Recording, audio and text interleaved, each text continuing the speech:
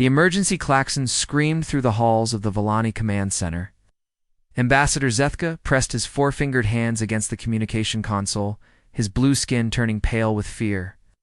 Outside the reinforced windows, orange flames lit up the night sky as another residential district burned. "Sir, the eastern evacuation zone has been overrun," reported Communications Officer Vexily, her voice trembling. "The Korthok ground forces are moving faster than we calculated. We have maybe 6 hours before they reach the capital." Zethka stared at the tactical display. Red markers showed Korthok positions spreading across the planet like a deadly infection. His people, the Volani, had lived in peace for over 3 centuries. They were explorers, scientists, artists. They were not warriors. The Korthok were something else entirely. "How many ships do we have left?" he asked. 17 transport vessels, sir. All civilian. The defense fleet was destroyed in the first wave. The ambassador closed his eyes. 3 billion Volani lived on this world. 17 ships could carry maybe 50,000 if they packed them like cargo. It was not enough. It would never be enough. Sir Vexali continued. "We are receiving similar distress signals from the Korvani system and the Deshan colonies. The Korthok are hitting all 3 systems at once." Zethka felt his heart sink. The Volani Republic consisted of 3 star systems, each with multiple inhabited worlds. If the Korthok were attacking everywhere simultaneously, this was not a territorial dispute. This was extermination. A new alarm sounded. Through the windows, Zethka could see the sleek black shapes of Korthok aircraft sweeping over the city. Energy beams lanced down, turning buildings into rubble and civilians into ash. He had seen the recordings from other worlds the Korthok had conquered. They did not take prisoners. They did not negotiate. They simply erased everything that was not them. "Opened all channels," Zethka commanded. "Emergency frequency.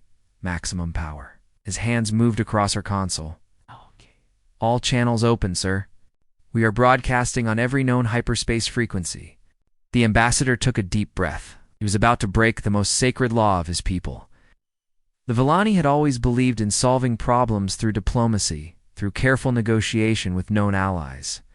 What he was about to do would send their cry for help to every spacefaring race in the galaxy, including those they had never met. "This is Ambassador Zethka of the Volani Republic," he began, his voice steady despite the terror in his hearts. "We are under attack by a force that seeks our complete destruction. The Korthok Imperium has launched simultaneous assaults on all 3 of our star systems. They are not interested in conquest. They are interested in extermination." He paused. As another explosion shook the building, dust fell from the ceiling. "We are a peaceful people. We have no military capable of defending against this threat. Our defense fleet has been destroyed. Our ground forces are being overrun. We have perhaps hours before our entire civilization is wiped from existence." The words came faster now. "Driven by desperation, we are sending this message to any species, any government, any individual who might be listening. We do not ask for territorial gain or political alliance. We ask only for the chance to survive. To any who can hear this message, we plead for your help. The Korthok will not stop with us. They've already destroyed dozens of worlds. If they are not stopped here, they will continue until nothing remains but their empire." Zethka's voice cracked. "We are uploading all our data on Korthok technology, tactics, and fleet movements. Perhaps this information can help someone, somewhere. Stop them. If we must die, let our death serve some purpose." The transmission ended. Vexal looked at him with wide eyes. "Sir, do you think anyone will respond?" Before Zethka could answer, the building shook again. This time it was not from explosions. The ground trembled as something massive landed nearby. Through the windows they could see the angular shape of a Korthok troop transport settling onto the plaza in front of the command center. "It does not matter," Zethka said quietly. "We have done what we could." The doors burst open. Korthok soldiers poured into the room, their mechanical limbs worry, their red optical sensors scanning for targets. Zethka stood straight, facing them with what dignity he could manage. Far across the galaxy, the distress signal spread through hyperspace like ripples in a pond. Most species that received it deleted the message immediately. Unknown aliens requesting military aid was usually a trap or a scam. Others filed it away for later analysis. A few passed it up the chain of command where it would be studied by committees and debated in councils. On the human exploration vessel Voyager's Dream, Captain Jake Morrison was finishing his third cup of coffee when the signal came through. The ship's communication officer, a young woman named Kelly Price, brought him the decoded message. "Captain, we are picking up a distress call. It's coming from the Villani Republic, about 40 light-years from here." Morrison read the message. Twice.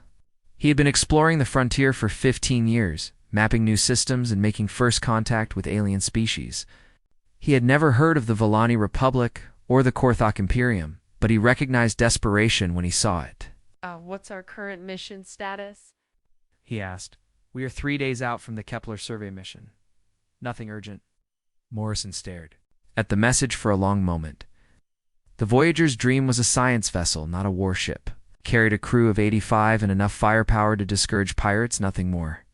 If this Korthak Imperium was as dangerous as the message suggested, his ship would be less than useless in a fight. But the message also included technical data about the enemy. Morrison was a military man before he became an explorer. He could read tactical assessments. What he saw made his blood run cold. "Change course," he ordered. Heading for the Villani Republic. "Maximum speed?" "Sir, our orders are to proceed to the Kepler system," Kelly said carefully. Morrison looked at her. Sometimes orders change. Sometimes you have to do what's right instead of what's safe. The Voyager's Dream turned toward the Villani Republic, carrying with it the hopes of a species that had never heard of humanity, and the fury of a species that had never learned to ignore a cry for help. The Voyager's Dream dropped out of hyperspace at the edge of the Villani system. What Captain Jake Morrison saw through the view screen made his jaw clench. Debris fields floated where space stations once orbited. The wreckage of civilian ships drifted in silent testimony to the slaughter that had taken place. "Captain," called out Lieutenant Commander Lisa Martinez from the tactical station.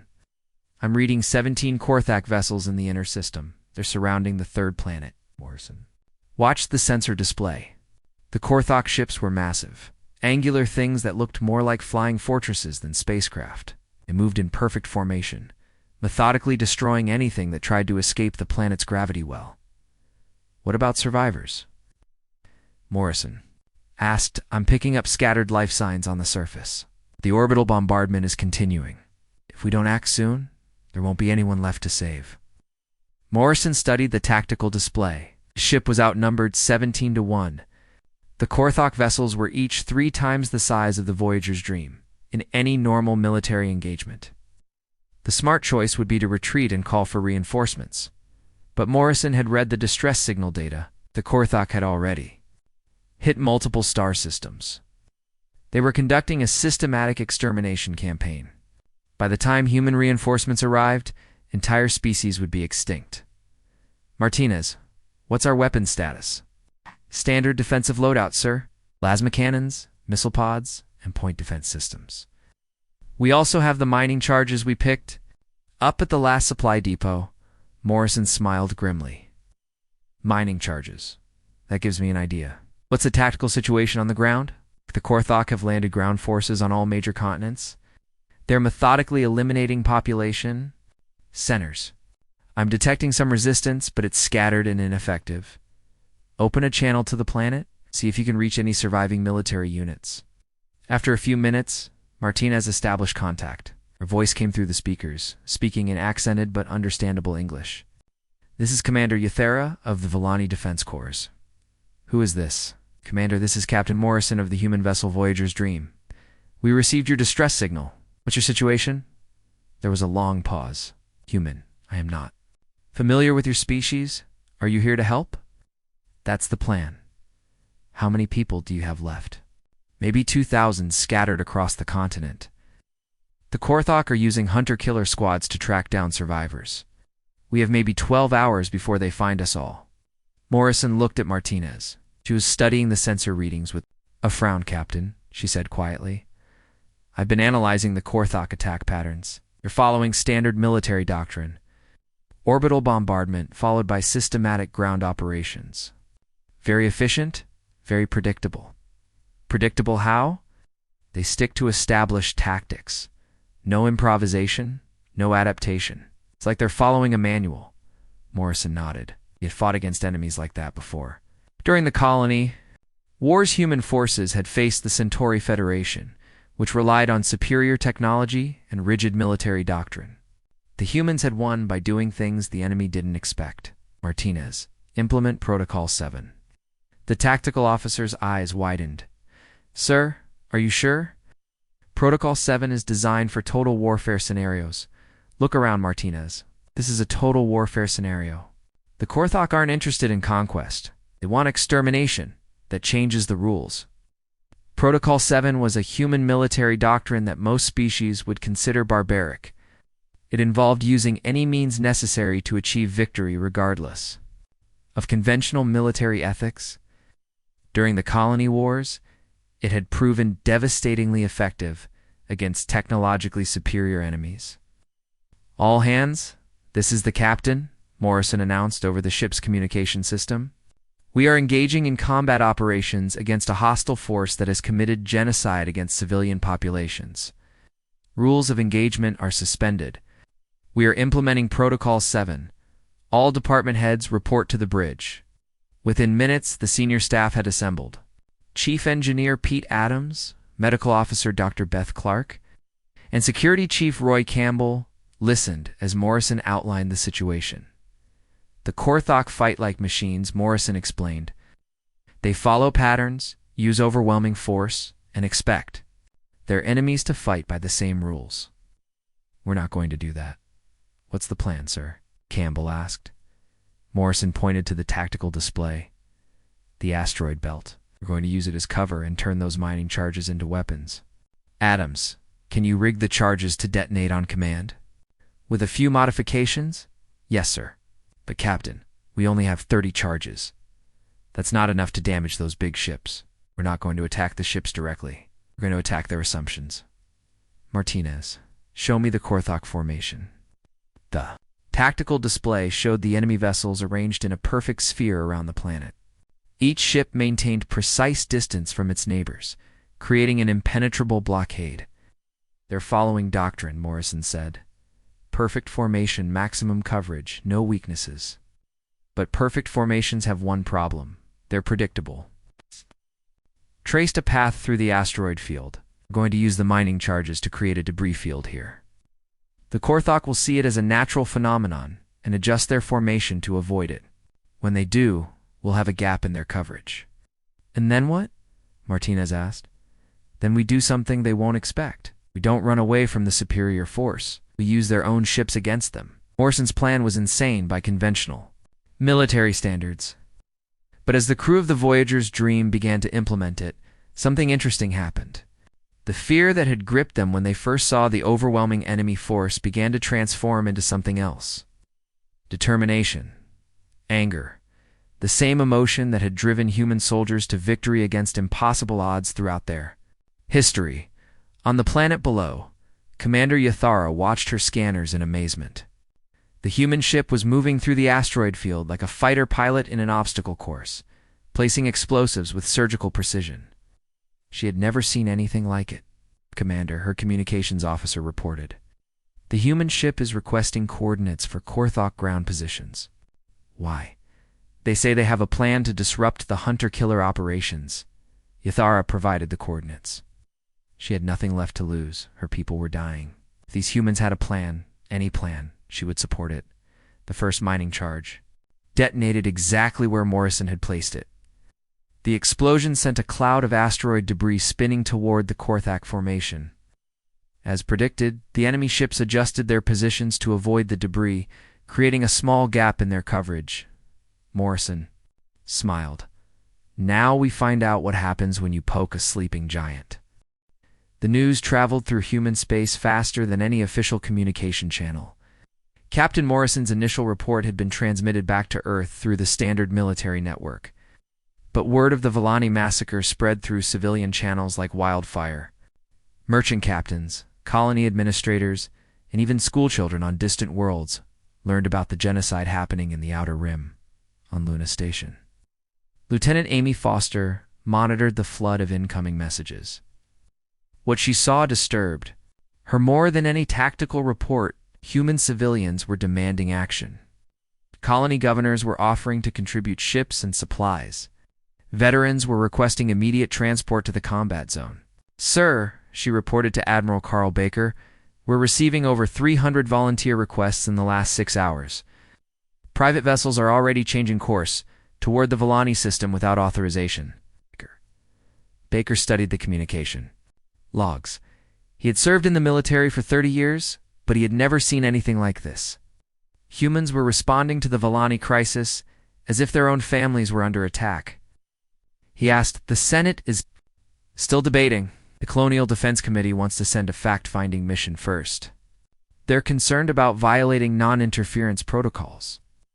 Baker snorted. "By the time they finish debating, there won't be any Volani left to interfere with." He made a decision that would change the course of galactic history. Activate the Sleeping Giant Protocol. Full authorization. And get me Captain Steve Clark. Meanwhile, at the Volani system, Morrison's unconventional tactics were creating chaos in the Korthok formation. The debris field from the mining charges had forced 3 enemy ships to break formation. But instead of retreating, Morrison had done something the Korthok didn't expect. He had attacked. The Voyager's Dream burst through the gap in their coverage, moving at maximum speed directly toward the planet. The Korthok ships turned to pursue, but Morrison had calculated their response time. He had exactly 4 minutes before they could bring their weapons to bear. "Martinez, target the orbital bombardment platforms," Morrison ordered. "All weapons, rapid fire." The human ship's plasma cannons opened fire on the Korthok ground support stations. The enemy installations designed to bombard defenseless planets were not built to withstand direct assault. 3 platforms exploded in the first salvo. Captain Martinez reported, "The Korthok ships are closing on our position. We have maybe 90 seconds before they're in range." "Perfect. Begin atmospheric entry." The bridge crew stared at him. "Sir," Martinez said, "we're a space vessel. We're not designed for atmospheric flight. No, but we're designed to survive. It and the Korthok ships are too big to follow us down." The Voyager's Dream plunged into the planet's atmosphere, its hull glowing red from the heat of entry. Behind them, the massive Korthok vessels had to slow down and adjust their approach. They could bombard the planet from orbit, but they couldn't pursue a smaller ship into the atmosphere without risking their own destruction. On the surface, Commander Yathera watched in amazement as the human ship descended toward her position. She had never seen anything like it. The vessel was clearly not designed for atmospheric flight, but somehow it was maintaining control. "All units prepare for extraction," she ordered. "Humans are coming to get us." But Morrison had a different plan. Instead of landing to pick up survivors, he flew low over the Korthok ground positions. Using his ship's weapons to disrupt their hunter-killer operations, the enemy forces, expecting to face scattered resistance, suddenly found themselves under assault from above. "Martinez, patch me through to the surface forces," Morrison said. "Commander Yathera, this is Captain Morrison. Can't extract you yet, but we can give you a fighting chance." "Right. Are your people ready to go on the offensive?" There was a long pause. "Captain, we are scientists and civilians. We are not warriors. Neither were we once. But sometimes circumstances change who you are. We're going to teach you some human tactics." Over the next hour, Morrison's crew provided real-time tactical support to the Volani resistance. They coordinated ambushes, identified enemy weak points, and most importantly, they showed the Volani how to fight dirty. "Don't engage them head-on," Security Chief Campbell advised over the communication channel. "Hit them from behind, then disappear. Use the terrain. Make them come to you." The Volani, desperate and with nothing left to lose, began to adapt. They started using human guerrilla tactics, turning their superior knowledge of the local terrain into a weapon. The Korthok ground forces, accustomed to overwhelming resistance through superior firepower, found themselves confused and frustrated. In space, the Korthok Admiral Dexmore was growing increasingly agitated. His perfect formation had been disrupted. by a single small ship. Ground forces were reporting unexpected resistance. Nothing was going according to plan. "Status report," he demanded from his tactical officer. "Sir, the human vessel is still in the atmosphere. Our ships cannot pursue without risking atmospheric entry damage." Ground forces report coordinated resistance activities. "One ship, Vexmore," said. "One small ship is disrupting an entire invasion force." "How is this possible?" The answer came from an unexpected source. Captain Steve Clark of the human heavy cruiser Iron Will had arrived at the edge of the system with a small fleet of volunteer vessels. Unlike Morrison's science ship, these were proper military vessels officially on training exercises but equipped for war. "This is Captain Clark to all Korthak vessels." He broadcast on all frequencies. "You are ordered to withdraw from this system immediately. This is your only warning." X-Mark. Studied the new arrivals. 12 human ships, various classes and configurations. Still outnumbered, but these were clearly military vessels. "Human ship, you are interfering in a legitimate military operation. Withdraw or be destroyed." Clark's response was simple. "No." The word hung in space like a challenge. The Korthak had conquered dozens of species, but none had ever responded to their ultimatum with such blunt defiance. "Sir," the Korthak tactical officer reported, "the human ships are taking aggressive positions. They appear to be preparing for combat." Moore made a decision that would haunt him for the rest of his short life.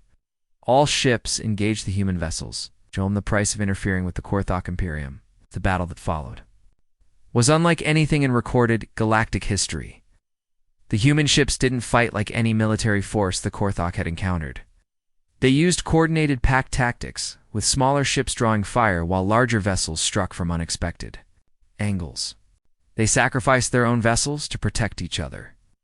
Turning damaged ships into guided missiles, engineer specialist Beth Adams, aboard Clark's flagship, worked frantically to maintain weapon systems while the ship shook under enemy fire. "Captain, we're losing hull integrity on decks 4 through 6. Can we still fight?" Clark asked. "Yes, sir, but if we take much more damage, we'll have to abandon ship. Then we keep fighting until we can't." It was a philosophy that no other species in the galaxy could understand. The Korthak fought for conquest and glory. Other races fought for territory or resources. But humans fought for something else entirely. They fought because someone had asked for help, and they had answered. The tide of battle began to turn when Morrison brought the Voyager's dream back into space. The science vessel, damaged but still functional, coordinated with Clark's fleet to implement a tactic that would become known as the human pack. Instead of trying to match the Korthak's superior firepower, the human ships worked together like a hunting pack. They harassed the enemy formation, forcing the larger ships to break apart to pursue individual targets. Once isolated, Korthak vessels found themselves outnumbered and outmaneuvered. Admiral Dexmore watched his perfect formation dissolve into chaos. His ships, designed for overwhelming force tactics, were being picked off one by an enemy that refused to fight fair. "All ships fall back to defensive positions," he ordered. But it was too late. The humans had drawn blood, and they were not going to let their prey escape. The Battle of Volani Prime lasted 18 hours. When the smoke cleared, 12 Korthak vessels drifted as burning wreckage while the survivors fled into hyperspace. Admiral Vexmore's flagship was among the destroyed, but not before he transmitted a final message to all Korthak forces across the galaxy.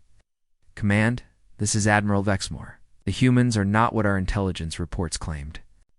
They do not fight like any species we have encountered. They fight with a savagery that defies military logic. They sacrifice their own vessels to save enemy civilians. They coordinate attacks with a precision that suggests hive mind capabilities, yet each ship acts with individual initiative. Recommend immediate strategic revision of human threat assessment." The message cut off as his ship exploded under combined fire from 3 human vessels. On the planet's surface, Commander Euthera emerged from the underground shelter where she had spent the last day coordinating resistance activities. The orbital bombardment had stopped. The hunter-killer squads had been recalled. For the first time in weeks, the sky was quiet. Captain Morrison's shuttle touched down in the ruins of what had been the capital city. He stepped out to find hundreds of Villani survivors emerging from hiding places throughout the area. They moved slowly, as if afraid to believe the danger had passed. Commander Yathara Morrison said, approaching the Villani officer. This status report? Captain Morrison, she replied, her voice filled with an emotion that humans would recognize as gratitude, but that her species had no word for. We count approximately 40,000 survivors across all continents. The court hall killed over 90% of our population before you arrived. Morrison's jaw tightened. What about the other systems? Your colonies? We lost contact 3 days ago. We must assume they suffered the same fate. The human captain was quiet for a long moment. Around them, Villani civilians were helping each other search through the rubble for survivors and belongings. Children who had hidden in caves for days were finally able to come into the sunlight. This won't happen again, Morrison said finally. Not to your people, not to anyone. Yathara studied the human's face. She had learned to read human expressions during the battle. What she saw there was something that made her feel both hopeful and slightly afraid. It was the look of someone making a promise they intended to keep, regardless of the cost. 3 star systems away. Captain Sue Thompson received the encrypted transmission from Admiral Baker. She commanded a merchant convoy that was officially carrying mining equipment to the outer colonies. In reality, her 12 ships were part of humanity's hidden military expansion. Disguised civilian vessels equipped with concealed weapon systems. Change course, she ordered her fleet, set heading for the Villani Republic. Maximum speed. Her first officer replied, Our cargo manifest shows delivery to the Kepler system in 6 days. The cargo will have to wait. We have a new mission. As Thompson's convoy changed course, similar orders went out across human space. Ships that had been classified as merchant vessels, exploration craft, and colony transports began converging. On the Villani Republic, Sleeping Giant Protocol was in full effect. On the diplomatic front, battle's outcomes sent shockwaves through the galactic community. The Alterian Confederation, which had served as the galaxy's unofficial peacekeeping force for over a century, dispatched observer ships to investigate the reports of human military capabilities. Commander Beltar of the Alterian Vessel Harmonies. Voice reviewed the battle recordings with growing concern. Analysis confirmed 17 Korthok heavy cruisers were engaged by 13 human vessels of various classes. Final tally, 12 Korthok vessels destroyed, 5 escaped. Human losses. 3 vessels damaged, 0 destroyed. His tactical officer, a methodical being known for precise analysis, reviewed the data twice before responding. Commander, this outcome should have been impossible. Korthak possessed overwhelming firepower advantage, yet they lost. How? Humans employed tactics that violate standard military doctrine. They used damaged vessels as weapons, coordinated attacks with civilian resistance forces, and adapted their strategy in real time based on enemy responses. Most disturbing, they appeared to fight with greater intensity as casualties mounted, rather than retreating as logic would dictate. Veltar studied the recordings of human ships deliberately ramming Korthok vessels, their crews sacrificing themselves to create openings for their allies. Patch me through to High Command. Tell them we need to revise our assessment of human military capabilities significantly. The message that concerned the Alterian leadership most was not about human technology or numbers. It was about human psychology. According to the battle analysis, humans became more dangerous when protecting others than when defending themselves. This suggested a level of emotional investment in warfare that no other species had demonstrated. In the Zephyrian Trade Union, intelligence officer Kate Davis was having similar concerns. Zephyrians had built their interstellar economy on the assumption that all spacefaring species followed predictable patterns of behavior. The human response to the Villani crisis violated every economic and military model they had developed. Sir Davis reported to Trade Commissioner Zithel, "We need to reconsider our classification of humanity as a minor emerging species." The battle report suggests military capabilities far beyond what our surveys indicated. How is this possible? Our intelligence network is the most comprehensive in the galaxy. Because they hid it, sir. What we observed was their civilian exploration and merchant fleets. Their military capabilities were deliberately concealed. The commissioner reviewed the data files.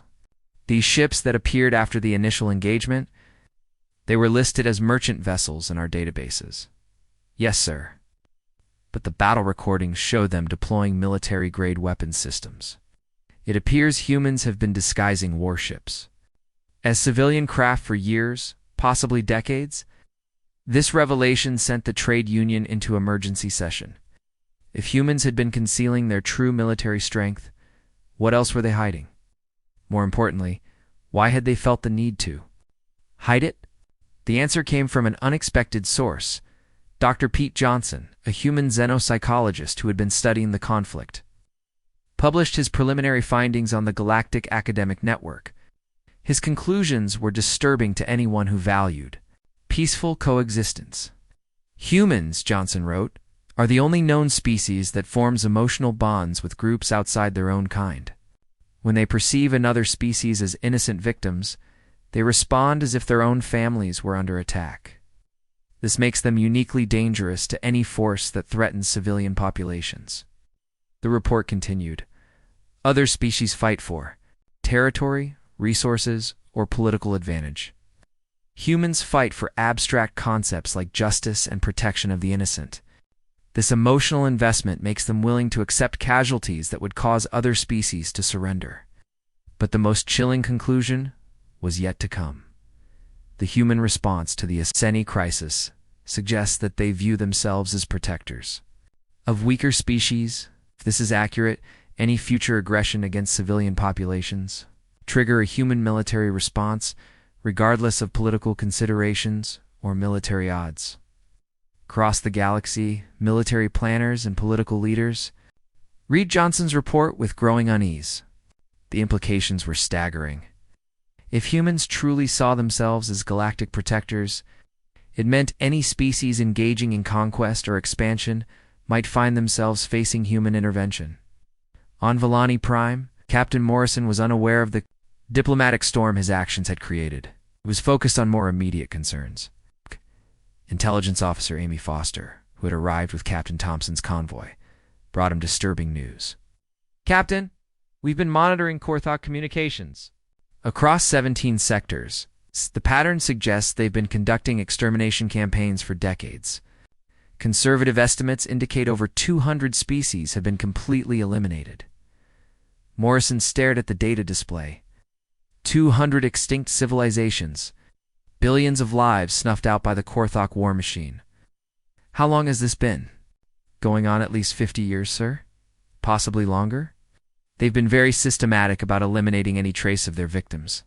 And nobody stopped them? Most species either didn't know or didn't want to get involved.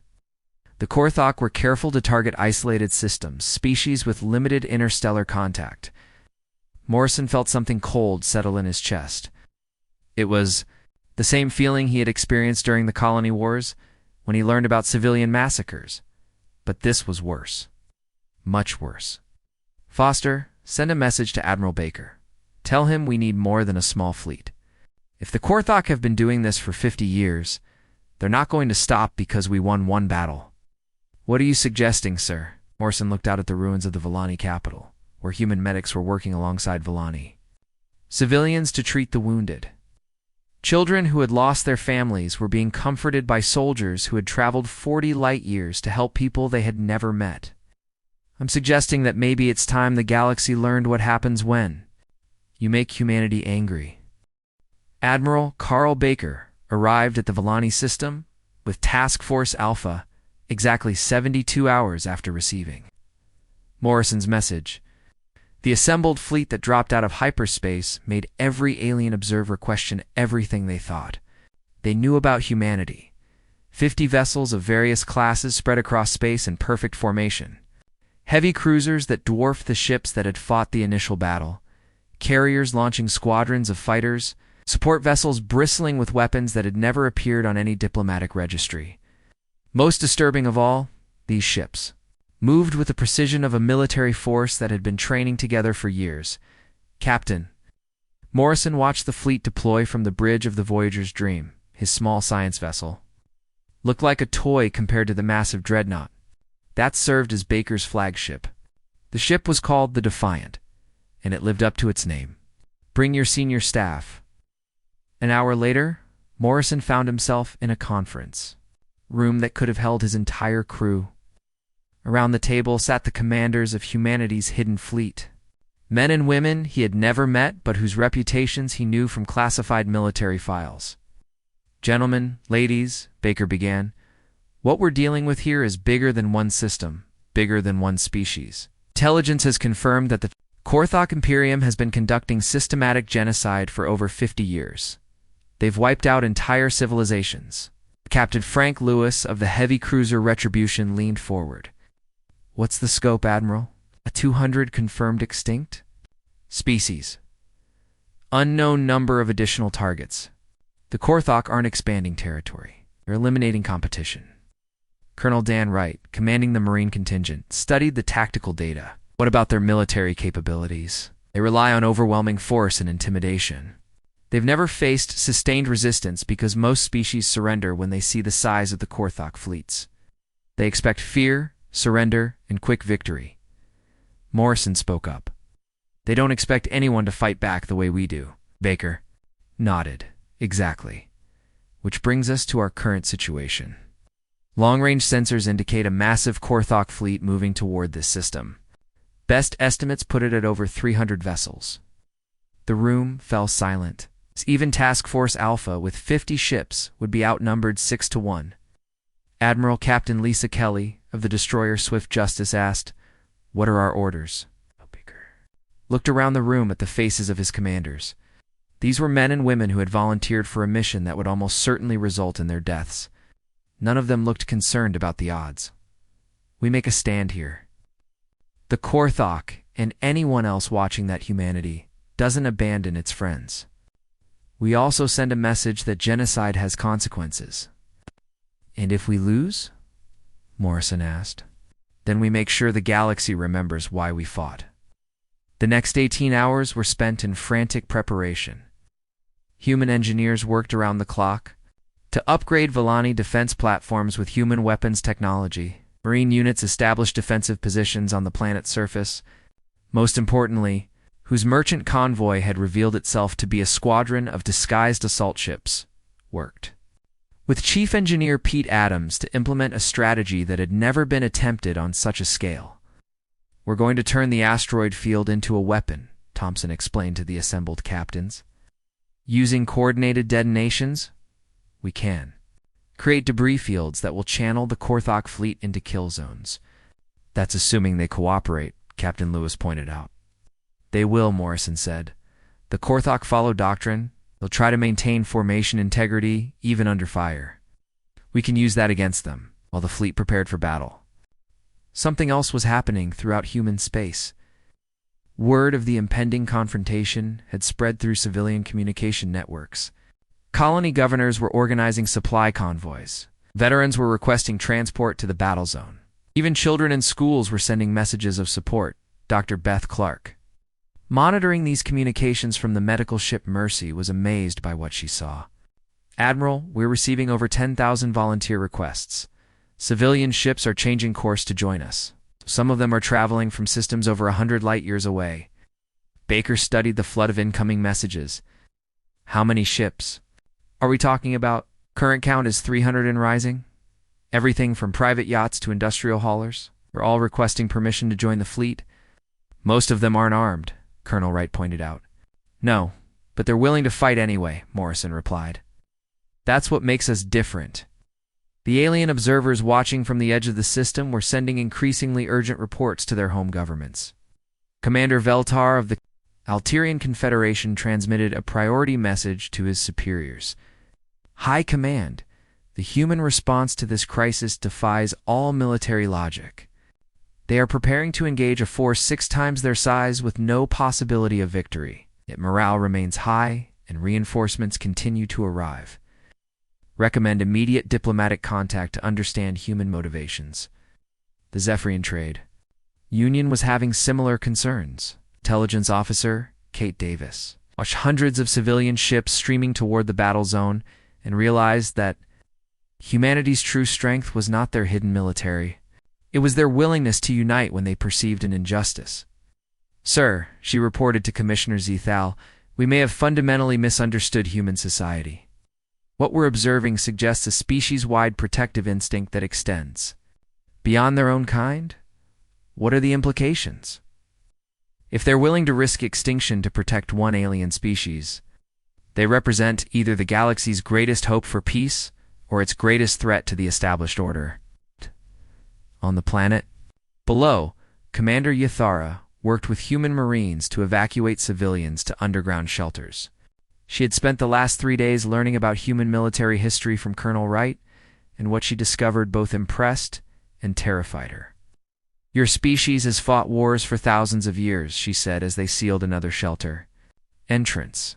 Unfortunately, yes," Wright replied.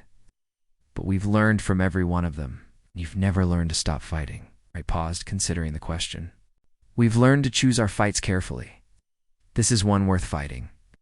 The Korthok Armada arrived exactly when long-range sensors predicted. 312 vessels dropped out of hyperspace in perfect formation. A wall of angular black ships that blotted out the stars. At their head was the flagship Dominion, a massive dreadnought that was larger than some space stations. Admiral Vexthal, who had replaced the deceased Thexmore, studied the tactical display with satisfaction. The human fleet was outnumbered, outgunned, and positioned exactly where his doctrine predicted they would be. "All ships, assume attack formation," he ordered. "Prepare for orbital bombardment. This human infestation will be eliminated within 6 hours." But as his fleet moved into position, something unexpected happened. The asteroid field between his ships and the planet erupted in a series of coordinated explosions. Debris clouds spread across space, creating a maze of obstacles that disrupted his perfect formation. "Admiral," his tactical officer reported, "the humans have weaponized the asteroid field. Our formation integrity is compromised." "Relevant," Vexel replied. "We still possess overwhelming numerical superiority. All ships, break formation, and engage individually." It was exactly what Admiral Baker had hoped he would say. "All ships," Baker broadcast to the human fleet, "implement Wolfpack protocol. Show them what happens when you corner a pack of predators." The human ships scattered, using the debris fields as cover while they picked off isolated Korthok vessels. But this time, they weren't alone. The 300 civilian ships that had answered the call spread throughout the system, serving as rescue vessels, supply ships, and in some cases, improvised weapons. Major Sarah Blake, commanding a squadron. Fighters launched from the carrier Vigilant led her pilots through the debris field in pursuit of Korthok bombers. Her fighters were outnumbered 10-1, but they had something the enemy didn't expect. "Remember," she told her pilots over the communication channel, "we're not just fighting for humanity. We're fighting for every species that can't fight for themselves." The battle that followed would be remembered as the day the galaxy learned what humanity truly was. It's not a minor emerging species, but a sleeping giant that had awakened to protect those who could not protect themselves. The Battle of Villani Prime lasted 14 hours and changed the course of galactic history.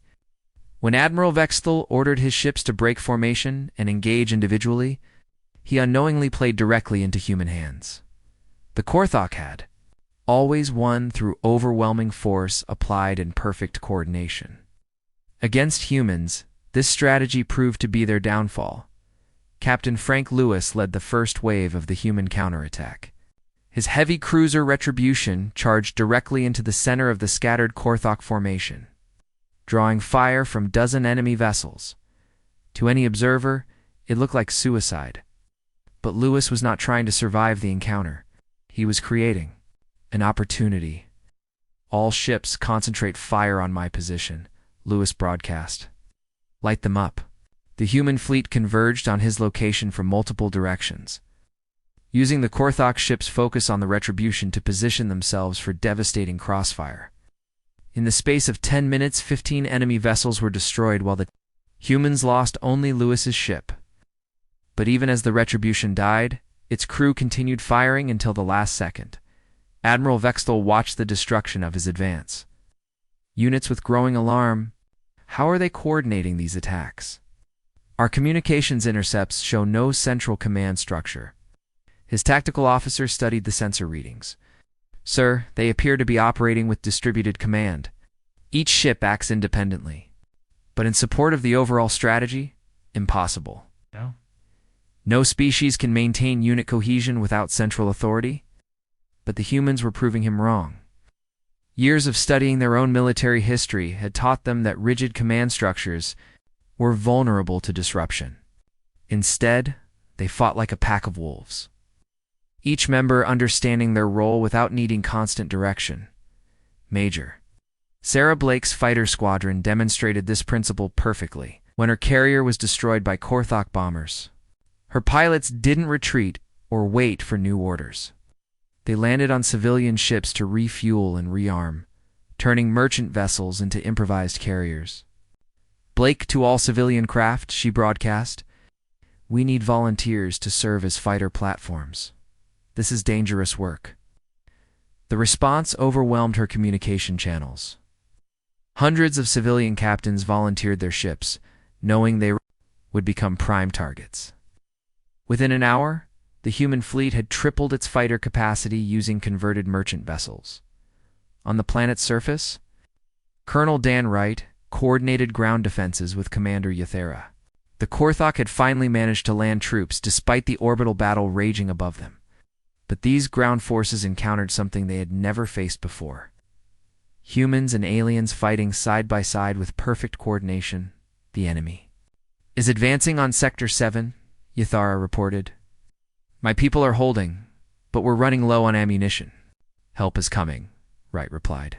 "Out." He turned to his communications officer. "Tell the Navy we need a supply drop at coordinate 77 Alpha." Above them, Captain Morrison's rebuilt Voyager's Dream broke through enemy fire to deliver supplies. To the surface, the science vessel, now armed with weapons salvaged from destroyed Korthok ships, had become a symbol of human adaptability. The turning point came when Admiral Baker implemented the final phase of his battle plan. The 300 civilian ships that had joined the fleet revealed their true purpose. They were not there to fight. They were there to rescue. "All civilian vessels, begin evacuation operations," Baker ordered. "Every Korthok ship we disable, every escape pod we detect, pick up the survivors." Admiral Vextel could not believe what his sensors were telling him. The humans were rescuing Korthok survivors. Enemy soldiers who had spent decades conducting genocide were being pulled from destroyed ships and given medical treatment. "Sir," his tactical officer reported, "the humans are broadcasting surrender terms. They're offering safe passage to any Korthok vessel that stands down." "They're what?" Bextel stared at the communication. "We've killed billions of innocent beings, and they're offering mercy." It was a concept that the Korthok military mind could not process. In their experience, warfare ended with total victory or total defeat. The idea of showing mercy to an enemy, especially one that had committed atrocities, was incomprehensible.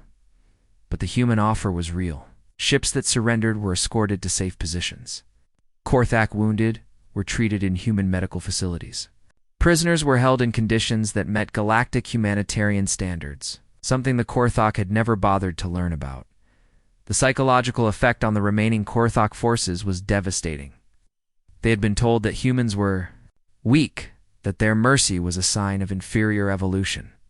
But the humans were winning the battle while simultaneously saving their enemies. It was a contradiction that broke the morale of many Korthok units. Captain Lisa Kelly, commanding the destroyer. Swift justice pursued the fleeing remnants of the enemy fleet toward the edge of the system. Her orders were not to destroy them, but to ensure they left Villani space and never returned. "Unknown contacts dropping out of hyperspace," her sensor officer reported. "Multiple ships, various configurations." Kelly tensed, thinking the Korthok had called for reinforcements. Instead, her sensors identified vessels from across the galaxy. Alterian peacekeepers, Zephyrian trade ships, and dozens of other species had arrived to witness the battle's conclusion. Among them was a massive vessel that made even the human dreadnoughts look small. The Galactic Council ship Harmony had come to see what had happened to the supposedly minor human species. Ambassador Zethka, who had survived the initial massacre, stood on the bridge of Admiral Baker's flagship as they surveyed the aftermath. The space around Volani Prime was filled with debris from destroyed Korthok ships, but also with rescue vessels from dozens of species working to save survivors. Captain Morrison Zethka said, "Why did you come? Why did your people risk everything for strangers?" Morrison looked out at the rescue operations. Human ships were working alongside alien vessels to save Korthok, survivors who had tried to exterminate them all just hours before. "Because someone asked for help," Morrison replied simply, "and we don't ignore calls for help." The formal end of the battle came when Admiral Vextal himself transmitted a surrender message. His flagship, damaged but not destroyed, limped toward the system's edge under escort from human vessels. "Human Admiral," his message began, "I do not understand your species. You fight with a savagery that rivals our own, yet you show mercy that we cannot comprehend. You risk your lives for beings you have never met. This is not logical." Baker's response was broadcast on all frequencies, ensuring that every species in the system heard it. "Admiral Vextal, logic isn't everything. Sometimes you have to do what's right instead of what's smart." The aftermath of the battle sent shockwaves through the galaxy. More importantly, they agreed to stand trial for their crimes against the 200 extinct species. But the most significant change was in how the galaxy viewed humanity. The species that had been dismissed as minor and emerging was now recognized as a major power, not because of their technology or numbers, but because of something far more dangerous: their unwavering commitment to protecting the innocent. 3 months later, Ambassador Zethka stood before the Galactic Council to formally request humanity's admission as a major power.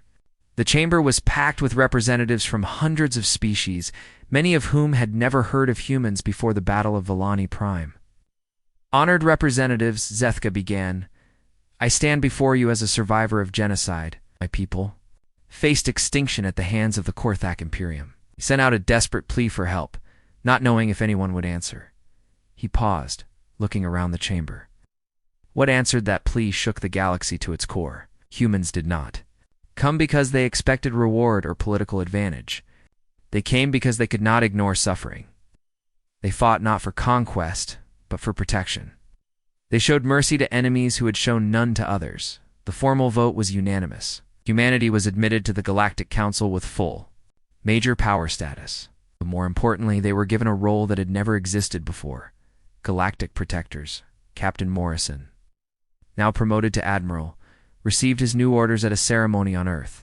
His mission was to establish permanent human patrol routes through previously threatened sectors of the galaxy. The message was clear to any potential aggressor: humanity had appointed itself the galaxy's guardian. Standing on the bridge of his new flagship, Morrison looked out at the stars. Somewhere out there were species that needed protection, civilizations that might face the same fate as the Volani had almost suffered. But now they would not face it alone. The galaxy had learned what happened when someone asked humanity for help.